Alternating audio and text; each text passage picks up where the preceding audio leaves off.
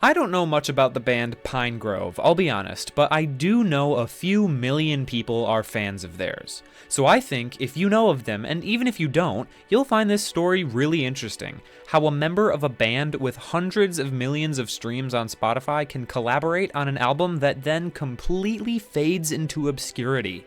If you haven't seen the first video, don't worry, you don't need to in order to understand this one. What you need to know is that I'm obsessed with finding artists or bands that have seemingly disappeared off the face of the earth and investigating who they were and where they could have gone. A bunch of you seem to love the first part, where we found the origin story of an obscure Australian band by using the Wayback Machine. If you're a fan of lost media or obscure music, you'll want to stick around. This one is a very interesting story to some ties with a popular band, as I said in the beginning. Welcome to Lost Artists.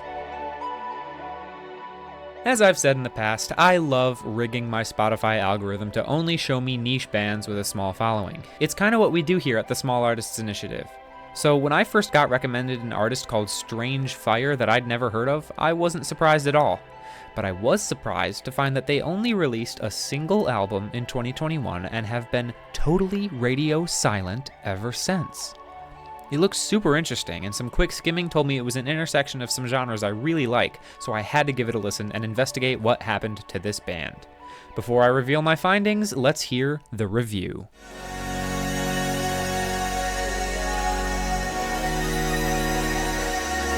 Strange Fire's self-titled album is varied, experimental, and engaging. There's never really a dull moment on this record, and it keeps you guessing as you listen.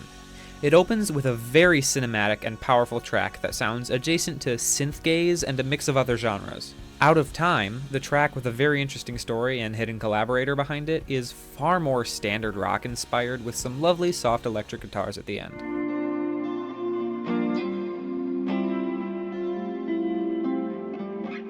Track 4, Leaving Eden, is probably my favorite from the whole project. Very light and pretty acoustic guitars with a great vocal melody.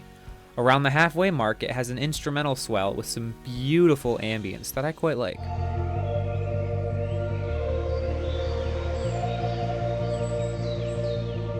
It goes for a full switch afterwards, turning into lush, faraway electric guitars again and turning into practically a whole new song. I love it.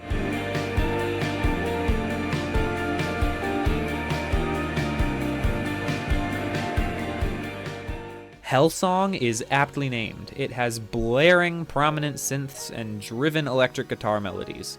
This and the next song, Emmanuel, really convey the overarching spiritual themes of this album. Emmanuel is a very pretty, almost instrumental. Super movie-esque again.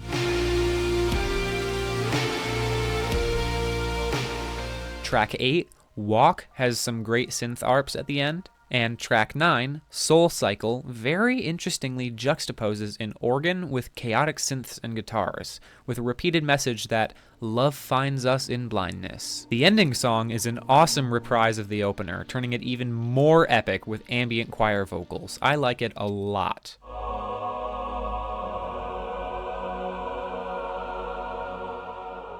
This album really interestingly ties a lot of things together. For a one-and-done band and album, they covered quite a bit of ground. If you're only going to drop one album, it best be like this. Very impactful mixing of genres. There's certainly some inspiration from shoegaze and its various related subgenres. Definitely some standard indie rock in there, alt rock as well, and obviously some electronic and other synth-related influence. It's such a strange fusion, so I guess this project is well named. It's a strange fire. A strange fire that gets a decent 7 out of 10. Alright, let me be honest. I'm already contradicting the rules I laid out for what makes a lost artist in the first episode.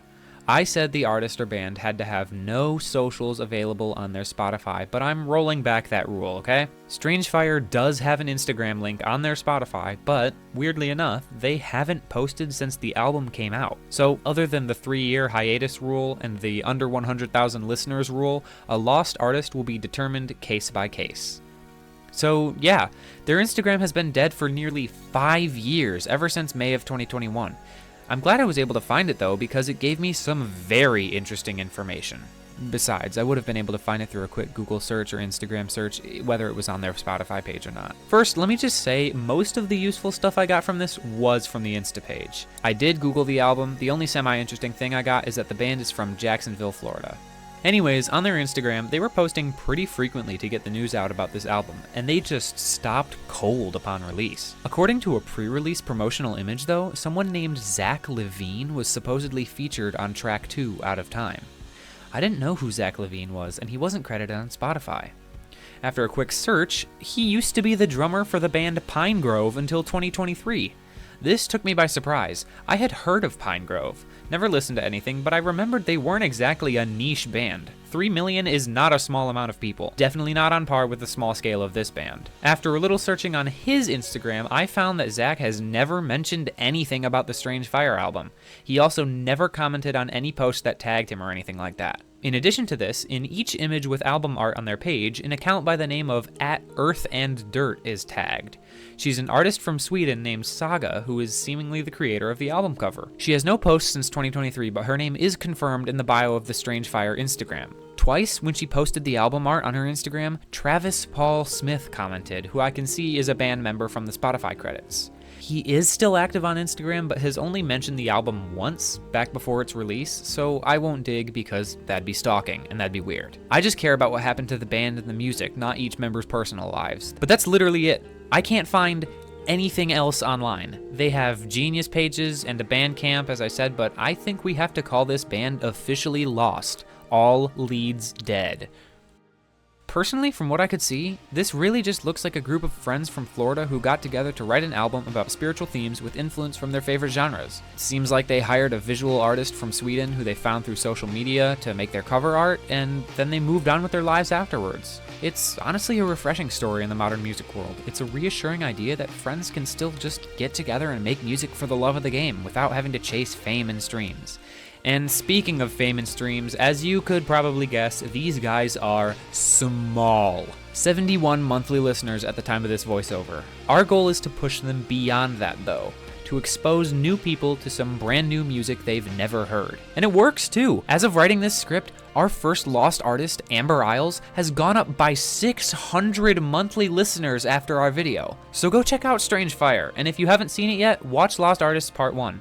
You'll like it if you've stuck around to the end of this video. That's all I've got for today though. Remember to join our Discord to discuss these videos and help investigate lost artists, and to fill out our Google form if you make music yourself and you're a small artist. Keep on exploring new sounds. Thanks for watching.